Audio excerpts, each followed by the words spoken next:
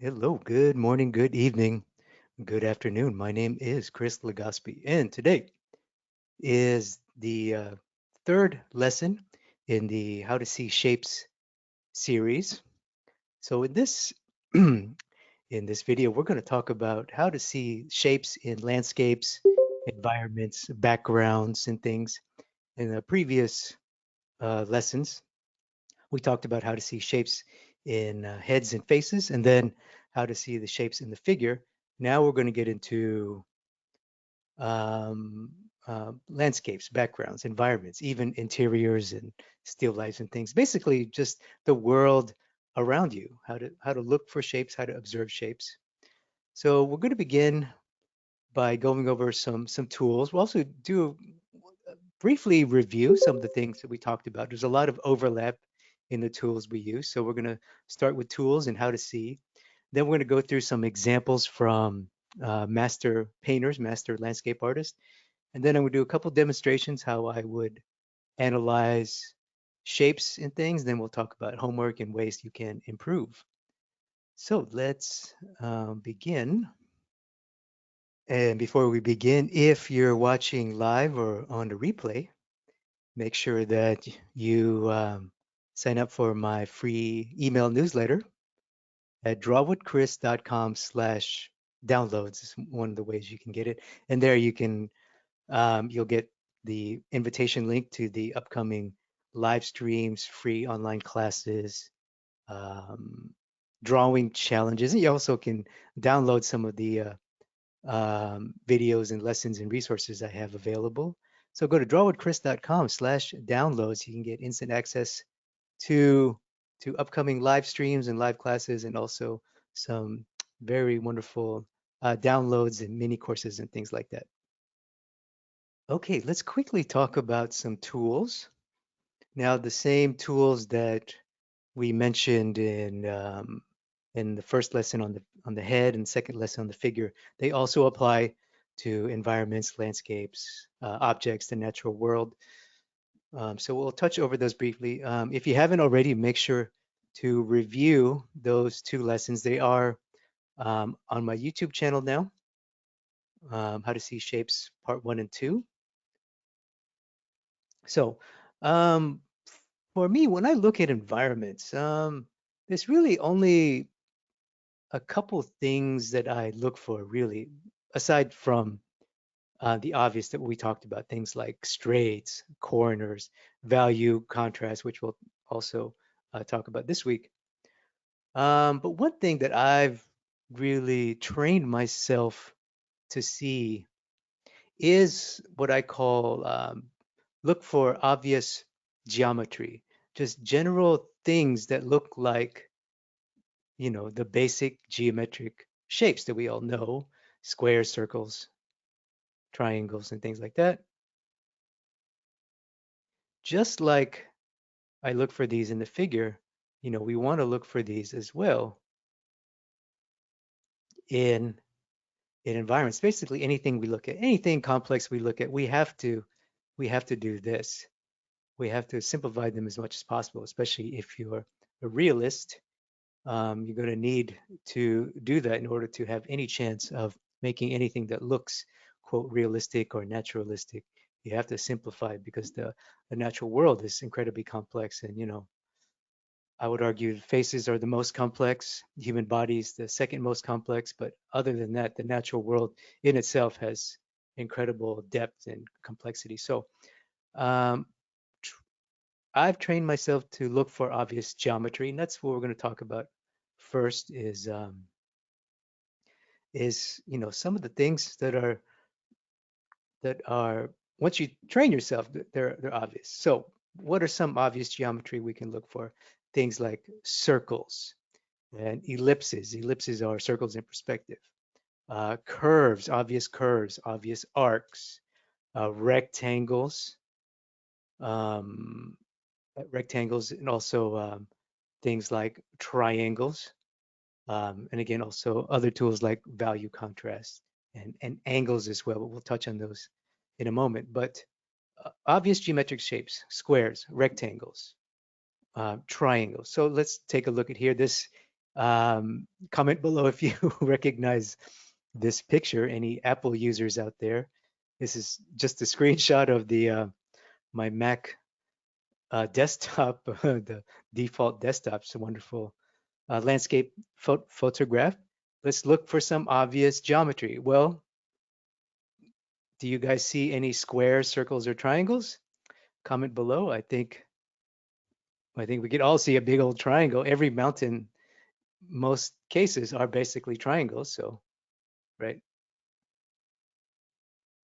And remember, just like the figure, we want to look for corners and straights to help us define shapes. So a triangle is basically a, a three-cornered object with straight edges. So obvious triangle there. What about obvious rectangles? Well, any horizon line is a rectangle. So this is the edge of a lake, obvious rectangle. Any horizon line, any edge of a large body of water is an obvious rectangle. Curves and arcs, there's not so many curves and arcs, not so many circles in this example, but there's a couple implied ones. One is here, this bank of this river, this bank of this lake bank, whatever, or it could be a river, right? You could argue that it's an angle, but most likely from aerial view, you would see it as an arch. Also, an arc, excuse me. Also, here's a beautiful arc from these bushes. See these bushes in the middle ground here? You have this big patch of yellow and a little bit of orange on the bottom. If we start here, and then we end up on the opposite side, if you follow the contour of these bushes, you have a really fairly nice simplified arc. It looks like that basically with the riverbank at the bottom. See that? So that's just one example. I'm going to try to go through as many examples as I can quickly, just to kind of get your eyes warmed up to looking for geometry. Okay, just ordinary beach scene. What are some obvious geometry here? I think we can clearly see the rectangle, the horizon line. Any horizon line is a rectangle. What else? You see any angles? You see any arcs, circular shapes? Well, obvious triangle, this mountain. Any, most mountains are triangles. You could argue that the beach is a beautiful triangle too. If you extend it out, you can say it's an arced shape, but from the edge, right, from here, the corner, it makes a triangle. If you follow it down, that's sort of an arced triangle. But it's all basically a giant rectangle that's cut in half. So it's just a wonderful compositional tool. What about arcs? What about arcs? Do you see any arcs? Comment below if you see any arcs or curved shapes. You could argue that the beach is a curved and arc, but for me, clouds are a great opportunity to make arcs. So if you follow, just say this patch of cloud here, where my pointer's at, if you follow from this end,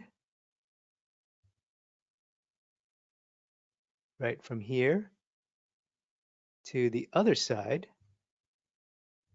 to here, you could argue that it makes a beautiful arc. Makes like an arc.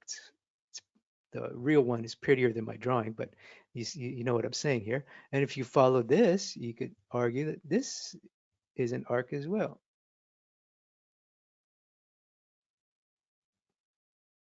I typically like to design clouds in arcs because they're so, by nature, they're constantly moving. Obviously, it's going to be very, very difficult to find rectangles and hard corners in clouds because, they're clouds. So just another quick observational analysis of obvious geometry there in a beach scene. Okay, what is the obvious geometry here? Well, rectangles. Clearly the dominant pattern here. Any horizon line is a rectangle. This background little shape, clearly a rectangle, has a little bit of an angle to it, or an arc if you want to soften it up. This foreground mass is a clear rectangle from here to here. Has a bit of an angle to it, but that's okay. And also next to it, also has a nice sharp angle. Any obvious arcs? Well, the beach is most likely arced. Now you can design it as an arc because the beautiful thing about landscape compared to figure and portraits and things, or even still life, is that your design skills are much more in play.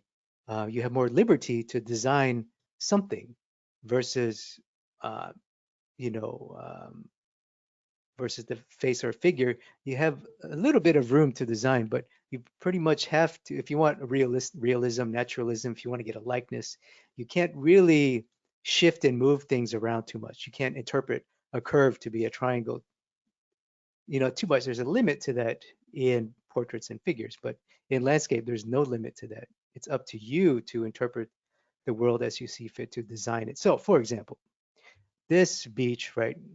If we decide to say, you know what, that to me is an arc, right? Yeah, the water, yeah, the sand, that's an arc, right? Design is an arc, and that's okay.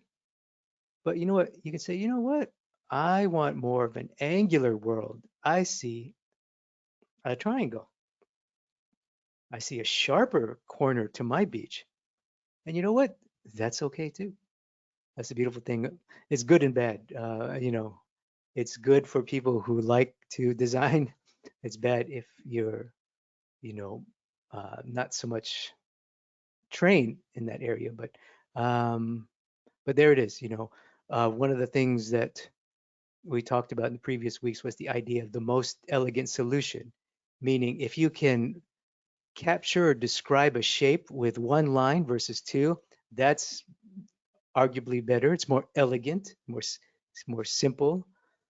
If you can capture a shape or a line or an arc or a curve in three lines versus four, obviously that's the more elegant solution. So the simpler, the more elegant your line, your curve, your description, the better. So um, that's why forcing these things, at least at the very least in the beginning, training your eye to see the hard geometry is is is elegant. And especially when it comes to things like angles and these rectangle shapes, right? You could see that um, this beach right here, this horizon line, it's not a perfect that. It has bumps and undulations and things like that. But again, we don't want that. We want elegant, right? This the top of this background mountain cliff thing, it has like that, but we don't want that. We want elegant, we want pretty, we want an arc, a curve. Same with the side faces. The side faces, we generally can make them nice, strong, vertical to force them into the rectangle, which is the most elegant solution for this seemingly complex shape. And one more example is a forest scene. Um, Comment below, what are some obvious geometry you see? Do you see any arcs, triangles, rectangles? I think we can all see a beautiful rectangle in the middle.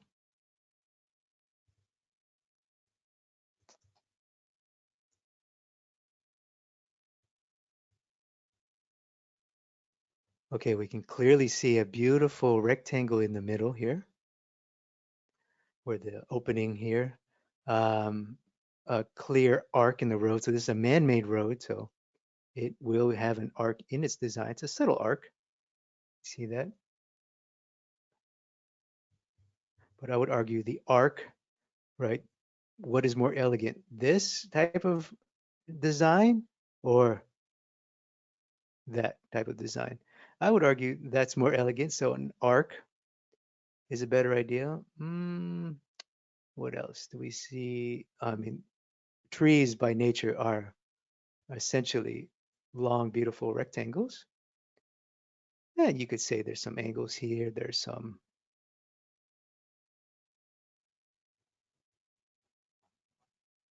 in that design there. This mass of bushes and grass and things in the foreground here has a general rectangle shape there. The the the leaves, you can call some of them out, not all of them in these like little curved triangle masses. And here's an interesting one. The central rectangle, right, represents the rule of thirds. That's another beautiful thing about looking for obvious geometry because it helps you with composition. And we're not going to talk about the actual design mechanics in this class, just more about observation and shape. But seeing things in rectangles will help you to place and refine your composition because it'll help you to align yourself with the rule of thirds, which is a general compositional tool. So anyway, this is this opening, this central rectangle represents the central shape in a rule of thirds, right? Rule of thirds is we all, oops,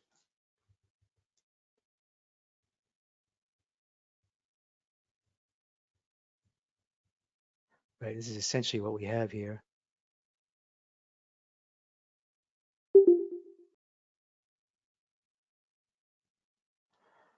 So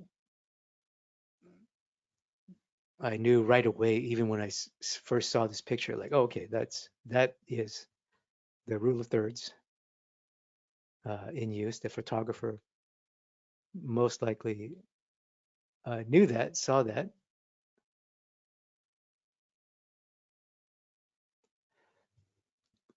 Now, there's an interesting thing happening design-wise. Within this central rectangle, there's a couple design choices can be made. One is you notice that it's brighter here in the middle, right? Gets a little bit darker at the bottom, but at the top it's clearly darker as it goes towards the foliage, the leaves. So you could design where the shape of the light contrasting with the shape of the darker part of the tree, you can design that a couple different ways. One, you can say, you know what? I see, and I want to design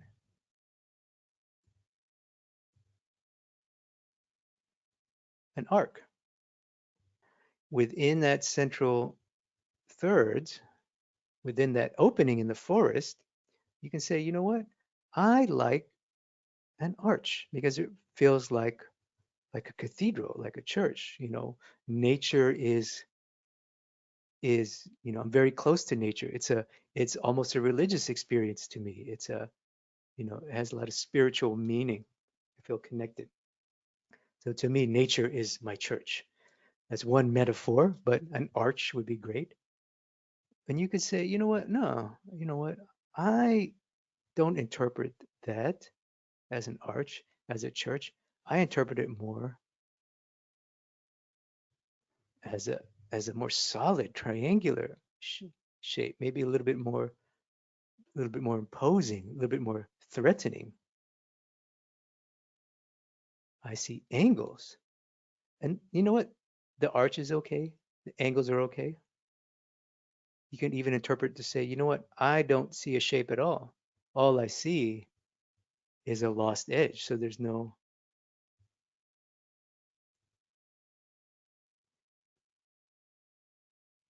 right? I don't see a shape at all. I don't see a clear border at all. I can interpret it that way. But I do see that beautiful, like that little ray of sunshine popping through the leaves. I see that as a circle. So maybe this will be my design. And these are all correct. They're all correct. You can design the curved arch. You can design a triangular opening. You can do a lost edge, call out the openings in the sky or the leaves. Again, landscapes really is open to a lot of design interpretation. So obvious rectangles here in this case. Just like on the figure in the face, I look for corners and angles. Now, obviously, this scene has a man-made object, so it's going to have a nice, obvious straight, right? The roof line and where the building meets the ground plane. Also, the angle of the roof here. So those are obvious, but that's good. You want to practice that. Where else? Where else are there obvious angles?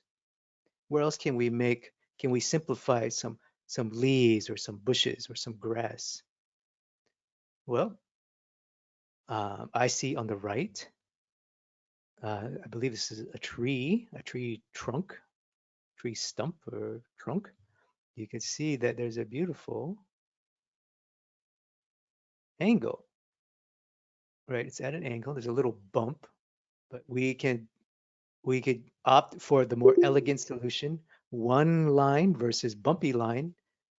Obviously, that's more elegant. Where else? I see this bunch of leaves. Clearly up here in this area is higher than this area, so that creates a very nice sharp angle.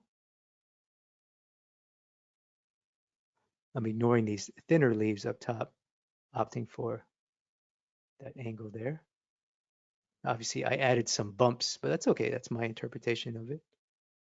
Now, we do have very strong angles in this picture because of this man-made object. So what I'd like to do is do some counterbalance. Can we find triangle shapes? Can we find arcs and circles? Well, if I wanted to call out this bush, I think it's a nice thing to call out. All bushes to me are basically these little half dome-like shapes. There's one there. You can even call out these if you want to. Opt to make them curved by design. This tree top here in the background, right here. This could be obviously treetops are to me, especially as you go further away, bushes are nothing more than these like dome ideas, dome shapes. Triangles, you could call out this dark shape there. Nice value contrast between the dark leaf and the mid-tone background leaves there. Creates an angle. These leaves have a design, angular design to them. You can call that out. Um, you could design these background treetops to be arcing shapes, which I would argue is good because there's such strong dominant straights and triangles and corners and rectangles in this image that a counterbalance with curves and arcs is great. Also, on the bottom, we know that the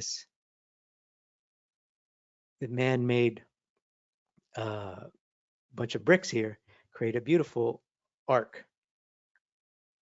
We want that nice arc to counterbalance all the angles.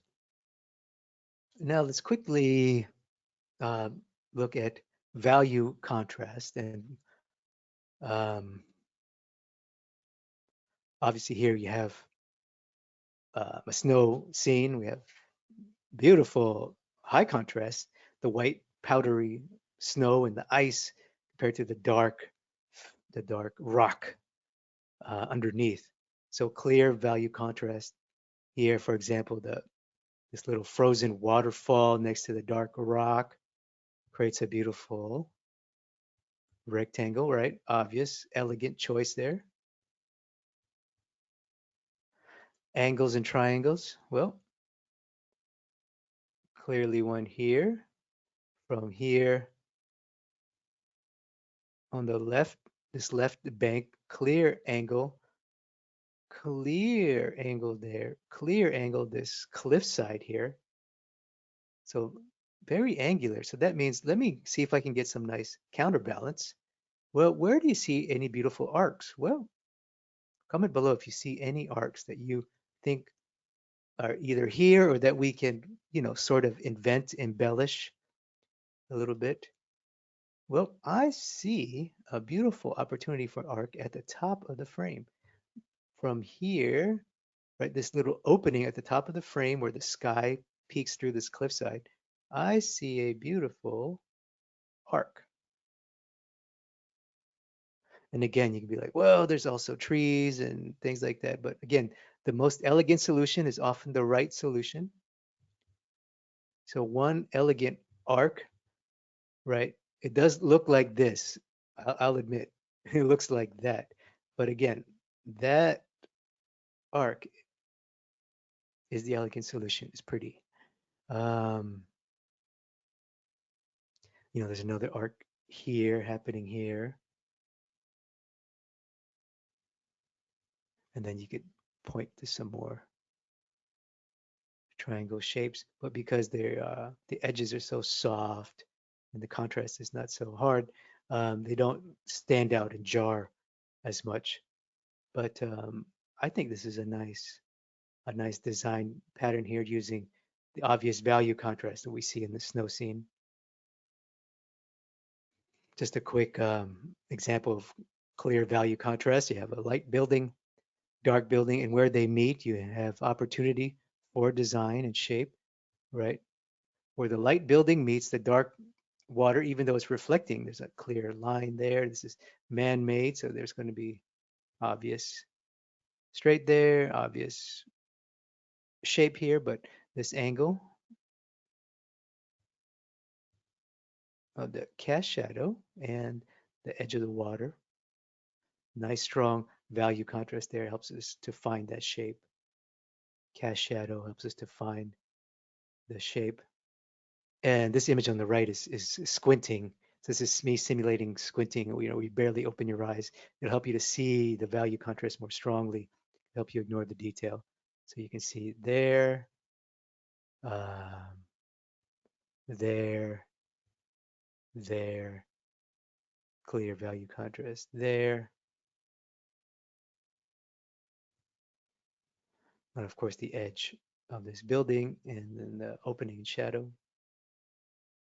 And one more example of value contrast. This is obviously an urban scene and lots of busyness, lots of noise. But let's see, where do we see obvious value contrast? So an image on the right is me squinting, just barely opening my eyes to see. Well, I can see clearly at the door, the white door frame against the shadow of the door, the white door frame against the dark brown wooden door. The top of the door frame is clearly white concrete or some metal. This sign, man-made sign, a light white sign against a fairly gray background. Um, where else? The frame of the door. This little object looks like a mailbox against the frame of the door. Frame of the door against slightly darker gray of the building. At the bottom of the frame, you have these dark little objects, little pots and little growing plants. Help that contrast against the building. These objects here on the left, this little object here, obviously contrast here against the light of the building. And there's there's more here. You can pick out more. I think this square frame against the white of the building. I'm not quite sure. It looks like at the back of an AC unit. This thing, this opening, these circles. Now, obviously, there's a lot more we can explore, but I'm just picking out ones that are clearly obvious. And even in a super busy, complex thing like this, as long as you are able to squint and train yourself to minimize the detail and color information and only start to really lock in on shapes, specifically contrast, areas of contrast, will give you a nice, will really help train your eye to start to see shapes, no matter how busy or complex your scene or your environment is. Okay, how you guys doing? Are you with me so far? Comment below if you have maybe heard some of these concepts before, or maybe you tried doing landscape paintings or things, or drawing environments, and maybe you had a little bit difficulty figuring out what shape to use. What shape are you looking at? Um, or let me know if you tried the exercises from last week. Maybe you tried to do some shape studies from figures and portraits from last week. Okay, so what we're going to do now is just look at some examples of some master works. We're going to look at three artists just very, very quickly, just to show you that what I'm saying, I didn't make this up. Good design was here long before me, and will be here long after me. And there are master designers um, that we can all look to for inspiration and to learn for knowledge. So let's begin with Xiaoming Wu. Xiaoming Wu is a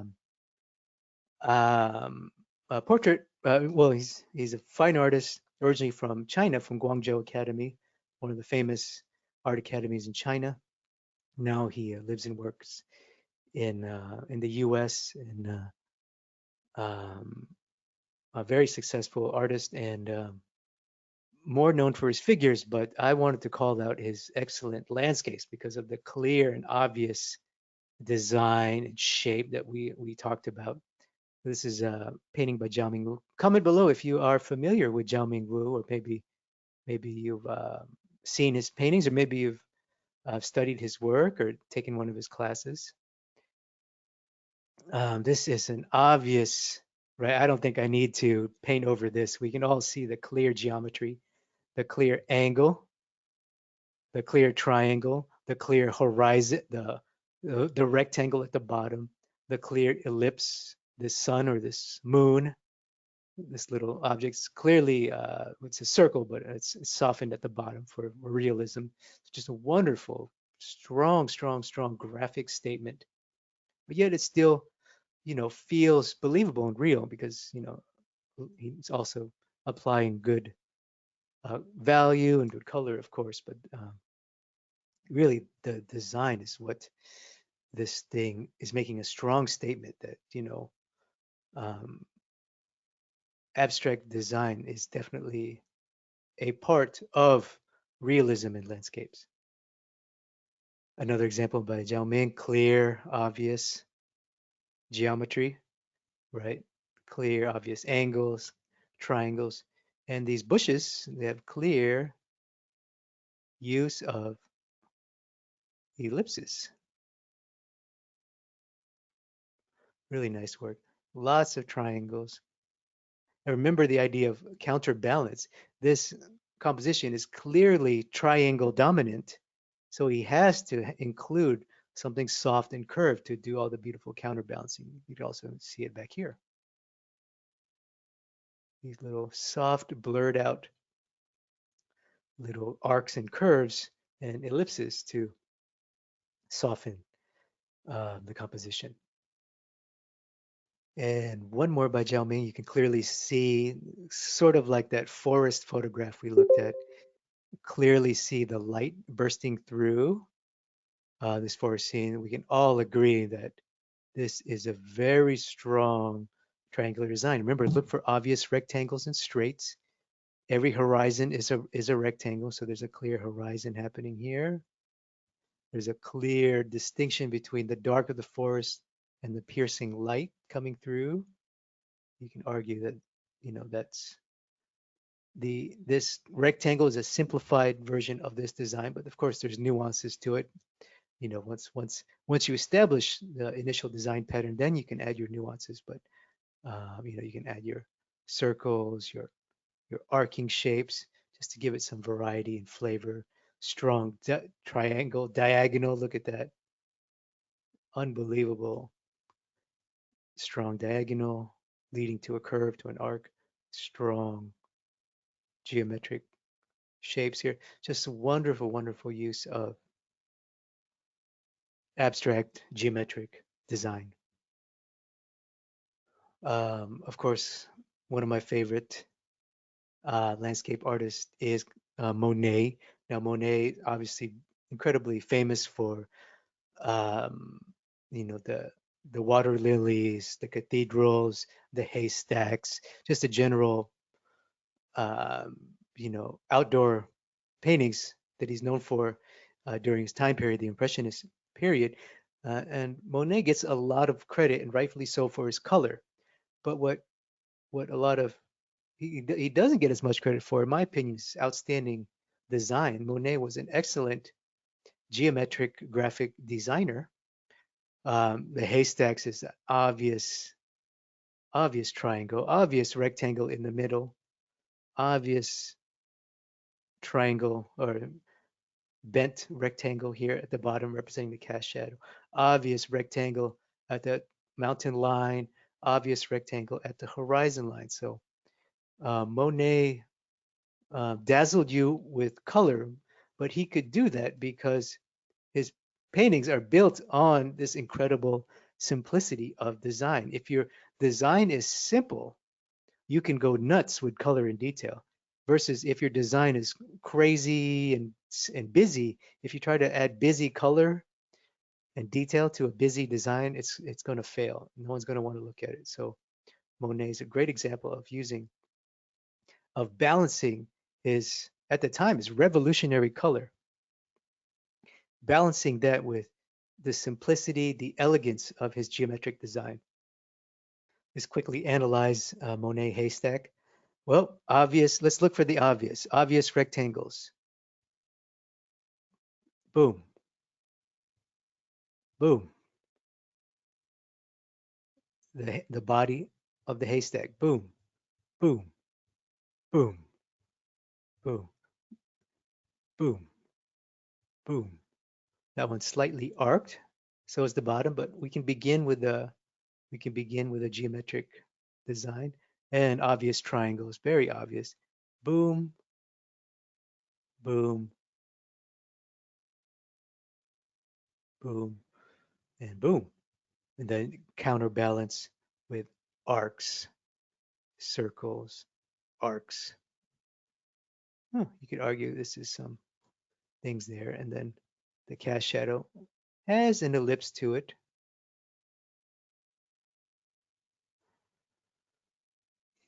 So wonderful abstract design. I mean, it doesn't get much simpler than this right here.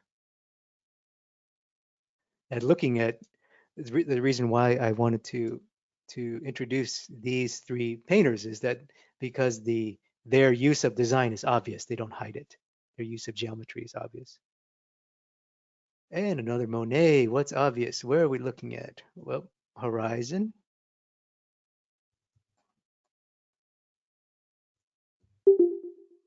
Horizon. This opening. Remember, value contrast gives us a nice triangle. This is a nice, it's an arc, but it's essentially a rectangle. Essentially, an arc. You can argue it's a rectangle as well. And then look at the puffy clouds, stylized little cotton ball clouds. And you can argue there's a subtle arc to them too. You see that subtle arc? And it follows through the details in the rock. So I don't think that was by accident. Monet was a very conscious designer in the way he painted, right? Impressionist with these little dots, dot, dot, dot, dot, dot, dot, dot. So he's probably thinking the whole way, I'm going to lead your eye I'm going to lead your eye from one side of the clouds to the other. So I'm just going to create this beautiful movement by using an arc geometric pattern. And last Monet, what's obvious? What's obvious? Rectangle, rectangle, right? We don't we don't design buildings in the background like that. We design it like that, and then we add our nuances, our undulations later. Obvious arcs. Well, there's value and color contrast on the left side, right? If we follow the line of the bushes to where it meets the water, you can say, well, then there's an angle or a subtle arc there, but you can also value and color contrast keep following into the reflection. Look at that. So that creates a beautiful circle pattern. And I would argue that that circle pattern is mirrored on the opposite side. Now you may be thinking, hey, that's not an arc. That's a that's two separate shapes, Chris. Well, I'm going to go with the most elegant solution card and say one arc is better than one, two, three lines, right? If you can make it, if you can design something with one line versus three, I would argue one line is better. So probably this design did start as an arc, when he initially sketched it in, but then he probably cut away into it, which is exactly how these paintings happen. Lighter colors, you come in at the end on top, and then some obvious cotton ball, circular clouds.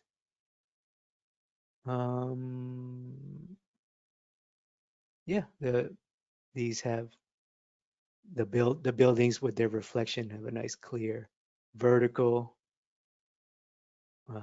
rectangle pattern, but um, again, another Monet. And the last master we're going to look at for examples of shape and design is the great Edgar Payne. Now, if you've been following me for a while, maybe you've seen a couple of my videos. I talk about Edgar Payne quite a bit, and there's a reason for that. I would argue he's one of the greatest um, in his school of painting. The movement, you could call it California Impressionists, basically realistic outdoor painters who painted generally on the west coast of America, where the weather's generally beautiful and you can go outdoors all year round. So lots of and and the light and the colors are extraordinary year round. So you do see quite a bit of spectacular landscape paintings in this part of the world, and Edgar Payne is one of the great representations of that. And obviously, for me, why I I resonate so much with Edgar Payne is his clear use of geometric design, just like we saw with Jiao Mingwu and Monet, just like we saw clear use of geometric design. Mountains are clearly simplified in the triangles, these bank triangles, rectangle here, very strong rectangular design, triangular design. In the upper right here, we have beautiful arc, beautiful value contrast, clear triangle design here, not hiding it at all. Clear, strong horizontal for the waterfront here. He Edgar Payne was mostly known for his scenes of the Sierra Nevada mountains, which are these big old mountains on the west side of America. But he's also those wonderful boats, beautiful geometric. Now these are man-made things, but man-made things also have subtleties and curves and accidents, just like trees and mountains and leaves and things. So you can see strong, clear geometric design, clear value contrast, clear horizontal, clear rectangle at the horizon line, clear triangles here, clear use of triangles. These trees, although they look curved and soft, and naturalistic. What I see is beautiful, geometric. Mm, I see straights, I see verticals all day long, all day long. And that was part of his original design. Comment below if you have Edgar Payne's book. Edgar Payne actually has a compositional book. Um, it just recently got reissued, so you can buy newer versions of it. Comment below if you have it or have seen it, or if you've studied Edgar Payne's work. He's just a wonderful, wonderful designer. The first demonstration is what I would call look for the obvious. And what I mean by that is, obviously we want to look for obvious rectangles, triangles, corners, ellipses, and things. But also, when you're practicing, choose reference that has obvious and easy and clear design in it, one that you don't have to interpret so much. For example, this reference has a beautiful, clear design. So I'm just going to quickly do a little study. So I'm not going to do a one for one scale. I'm just going to do one slightly smaller here for the camera. So what are some obvious design choices? Oh, some obvious design choices is there's a clearly a triangular kind of thing happening where the church is, right? You see the angle on the left, angle on the right, and then there's a obvious man-made thing in the middle, so which has verticals and triangles. So that essentially is the essence of our design pattern. So now we can add some more interpretations. This bush, the most elegant solution for the bush is rectangle. That's one way. That is not incorrect, but I would argue, let me give it an arc or an ellipse. Let's try that.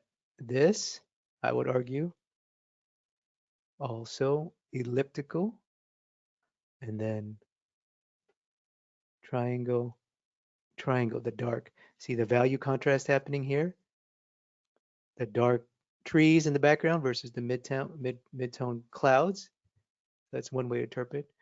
The road, obviously, man-made road, but we can, you can do that if you want. There's lots of room for interpretation in environments, which is great. It's good and bad, right? So you could basically pull this road any way you want. You don't have to follow the photo. I would argue that for me, I want to pull it in a little bit. That way, it'll give the viewer opportunity to come inside versus it all going this way. It kind of snakes around S-curve wise. And then obviously there's a person there. Not too worried about that. Too worried about the environment.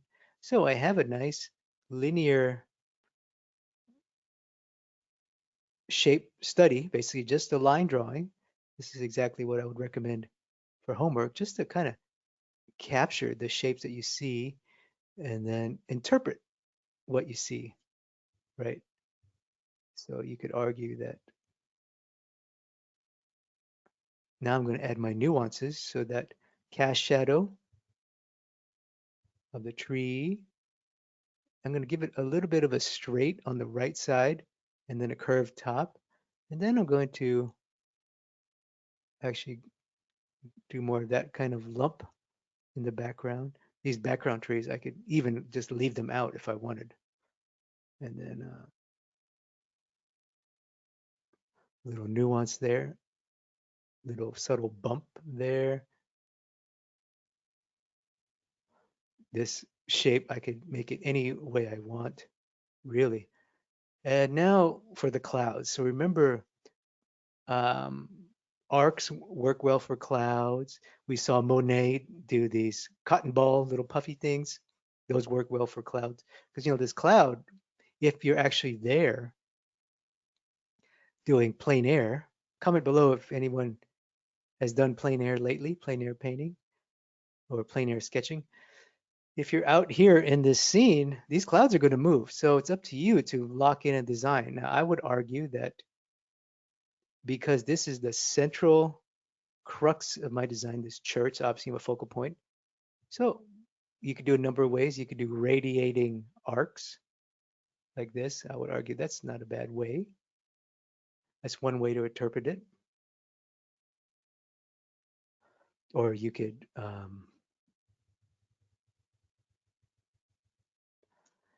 mirror you could mirror the snake S curve of the ground of the path of the sidewalk. You can do that. You see that? That's beautiful design interpretation. All of that's there. If we look at the reference, there is, oops, there is an arc here, right? And you could argue that there's an arc there.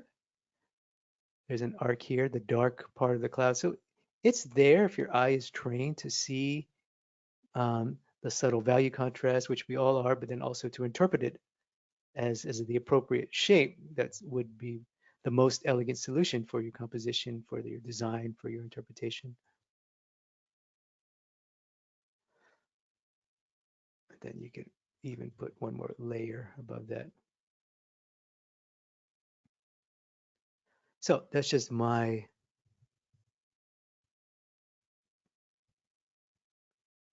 quick design sketch. Okay, here we have a more like a park, more of a natural scene here. This one's a little less obvious, but let's see what we can pull out. What is obvious? Well, value contrast is obvious, right? The tree line versus the bright sky is obvious. This dark shape, that's an obvious value contrast. This man-made object, obvious strong vertical. You can say it's a skinny triangle. Clear arc of the bridge. So there's a couple things that are obvious.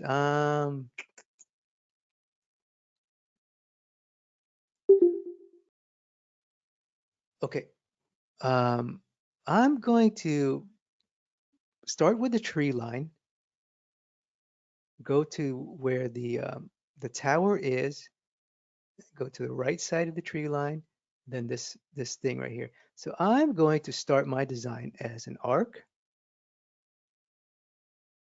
right? Skyline here, tree line here. I'm doing the most elegant solution, which is an arc. And then I'm going to mirror that at the bottom. I'm going to mirror that at the bottom.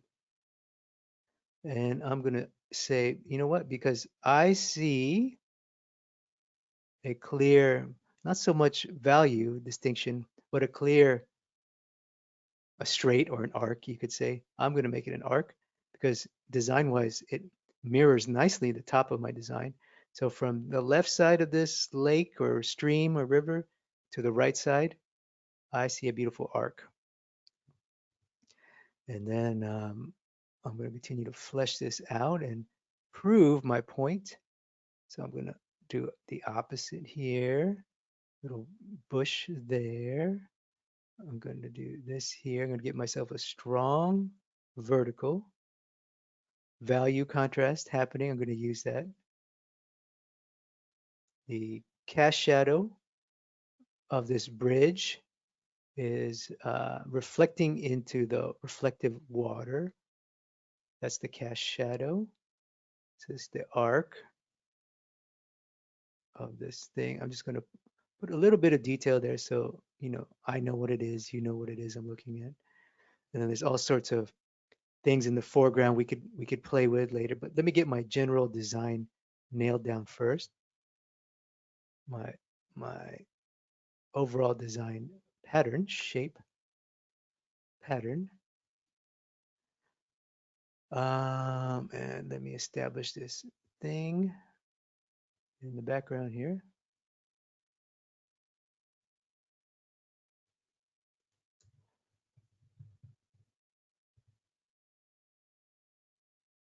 And again, I could totally embellish this, invent this, move it, rescale it. I can do lots of things. Okay, so let me establish my design first. And what I mean by that is that I want to see a clear, just like we saw with Monet, right? He clearly made things triangular or boxy. Jiao Mingwu made things triangular and boxy. I'm going to make mine a clear arc-based design. So now I'm going to use lots of arcs. All of this in the middle. I'm just going to ignore that for now because what I want is to establish this clear arcing thing in the middle, and then um, this, to me, this whole tree looks like an ice cream cone, really. It looks like this to me, but part of it is cut off from the frame. Um, so it's,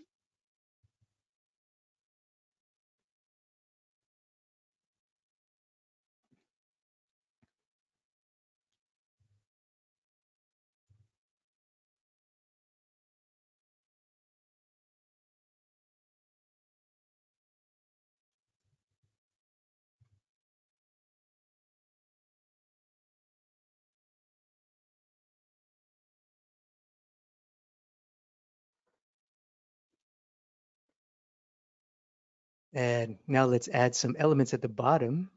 So I'm going to add this foreground stuff here. It's a bunch of stuff, but simplify it into little arcs and lumps. There's a bunch of foreground stuff here, but I'm just going to do that. I'm going to arc everything. So I think um, this looks okay. You know, I got the path of the river carved out.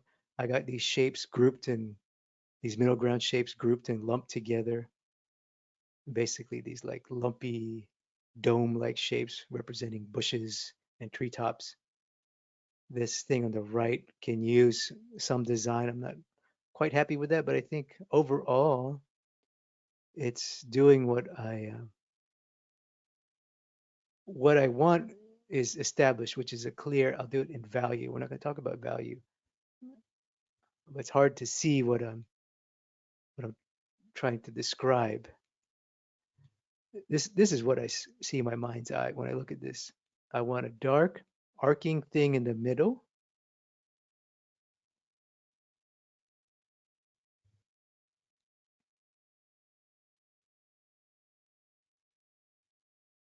That's what I see. This little black and white thumbnail. So um, that's what I see in my mind's eye. So I know that my shapes have to kind of reinforce this arc idea. But we'll talk more about value next week. So I know we're running a little long today.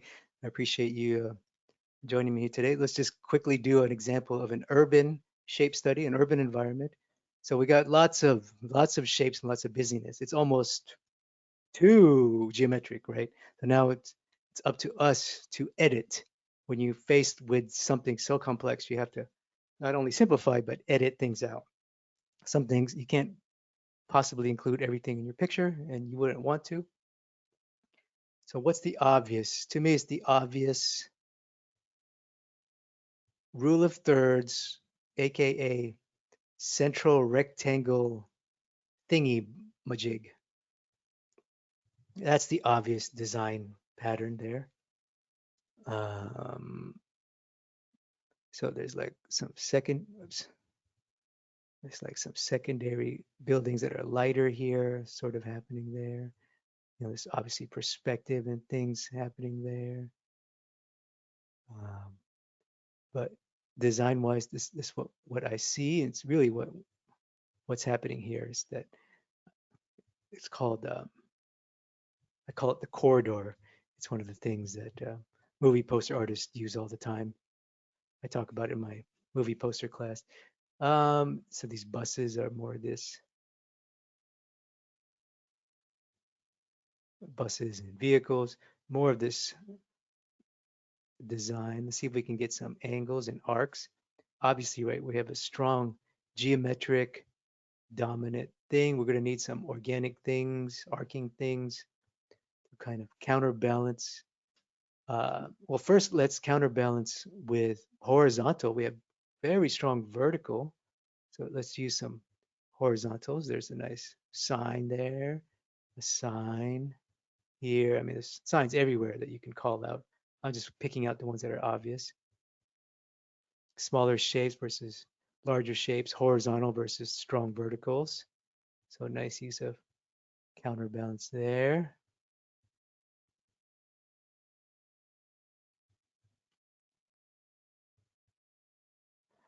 There's a thing here, this little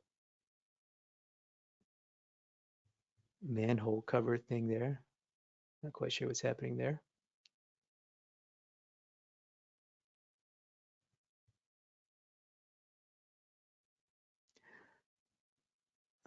See if we can get some angles. There's lots of angles if we were to draw the perspective, which I'm not going to do at all. uh, they're there. They're there. Now let's add some. We definitely need arcs and curves. There's an obvious one in that sign. Signage, signage, organic looking sign here. We can even invent some. Remember, in in landscapes, you have lots of room to invent, to embellish, to redesign as you see fit, to make more elegant choices, to edit. And obviously, the figures are part of the, you can edit those out, but they're part of the the the design because they're counterbalance. Organic figures, and we put as many as we want, counterbalance all of this incredible cityness.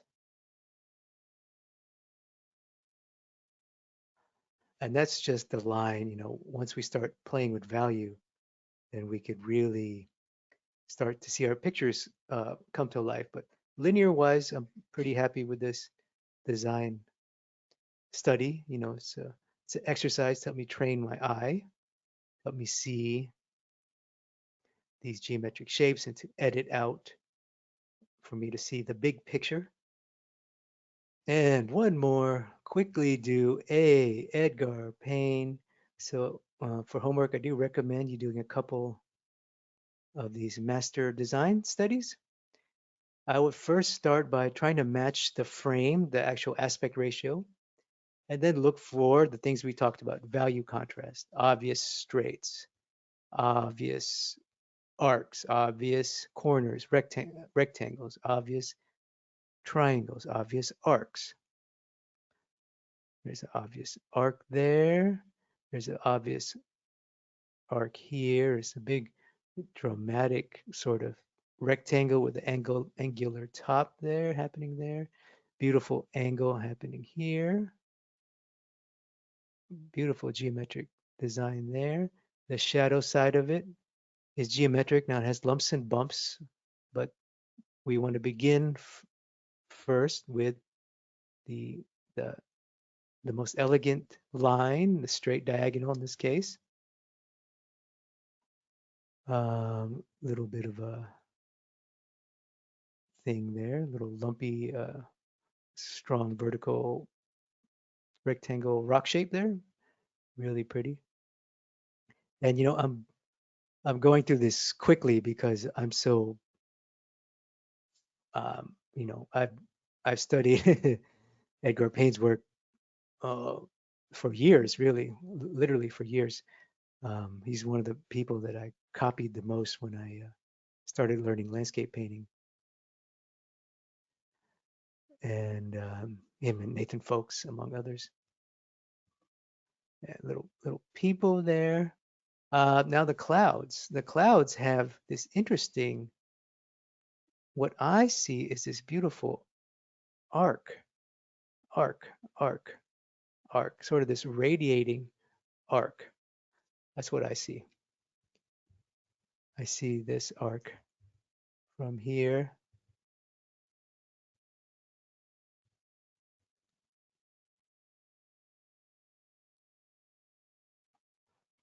to here, sort of this sort of lumpy, because they're basically movement. He's taken Monet's sort of puffy cotton clouds and added movement to them. Right now, these clouds are in motion. They look like they're being blown by the wind.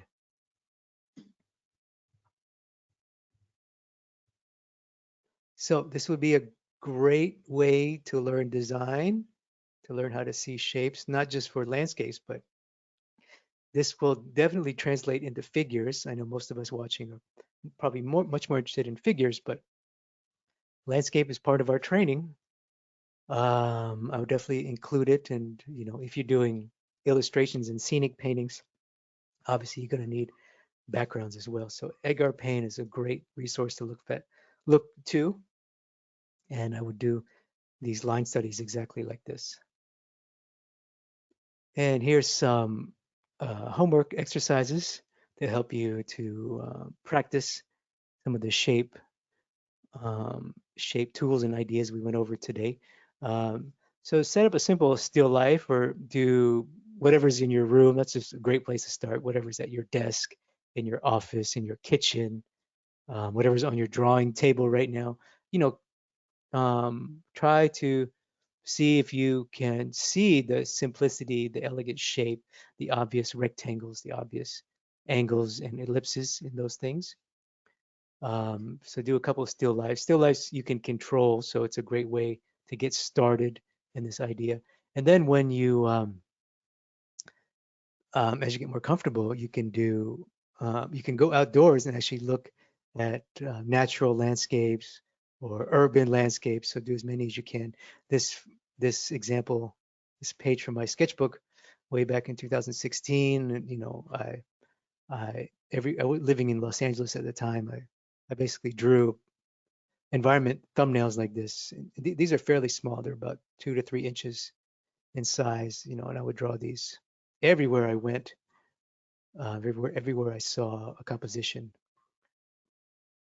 So do 10 more natural landscapes, do 10 urban landscapes, and then finally do some master's study, just like you saw with Edgar Payne and Monet as well. Jiamingwu is great to look at, uh, but Edgar Payne and Monet have so many that you could spend months analyzing their design.